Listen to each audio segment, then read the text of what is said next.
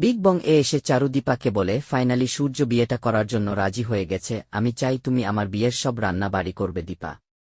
এরপরে দীপা সূর্যের দিকে তাকিয়ে থাকে আর ভাবতে থাকে, এর জন্যই আপনি আমাকে দেখা করতে বলেছিলেন। এদিকে রূপা মনে মনে ভাবতে থাকে, এত কাছে এসেও আমার পরিবারটা আলাদা হয়ে যাবে। এরপরে রত্না দিদি সূর্যকে দেখে বলে, এক ভাই চুরি করে পালিয়ে বেড়াচ্ছে, আর একজন বউ থাকতে 2 সন্তান থাকতে আবারও বিয়ে করার জন্য নাচছে। এদিকে মিসকা দূরে দাঁড়িয়ে সব ঘটনা দেখছে আর ভাবছে, মাসিমা তো একদম ঠিক কথা বলেছে। তারপরে রত্না দিদি অনুয়াকে আরও কথা শোনাতে থাকে, এই তো আপনাদের সেনগুপ্ত পরিবারের শিক্ষা, এগুলো লজ্জা করে না আপনাদের। এরপরে মিশকা ভাবতে থাকে, চারুর মতো এত সুন্দর মিষ্টি মেয়েকে আমার একটা কিছু করতে হবে। এদিকে সোনা প্রতিবাদ করে বলে, বাবা এই বিয়েটা করছে আমার জন্য, আমাকে ভালো রাখার জন্য।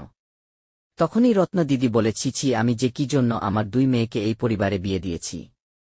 তখনই সূর্য বলে, আমার পরিবারের মা বাবাকে টেনে কথা বলবেন না, আর আমার ভাই চুরি করেছে তো আমি তাকে নিজের হাতে শাস্তি দিব। ঠিক তখনই সেই মুহূর্তে সবার চোখের সামনে চলে আসে জয় দীপার কাছে ক্ষমা চেতে যাবে। তখনই সূর্য জয়কে বলে, তুই জানিস দীপা তোকে ক্ষমা করে দিবে, তাই জন্যে তুই ওর কাছে গেছিস, কিন্তু আমি তোকে ক্ষমা করে দিব না। এরপরে অনুয়া বারবার সূর্যর কাছে জিজ্ঞাসা করে, জল চুলটা কেন করেছিল সেইটা ওর মুখ থেকে একবার শোনো। তখন সূর্য কাকিয়াকে বলে, আমি কোনো কথা শুনতে চাই না, ওর সাহস হলো কি করে দীপাকে মিথ্যা কেসে ফাঁসিয়ে জেল খাটানোর।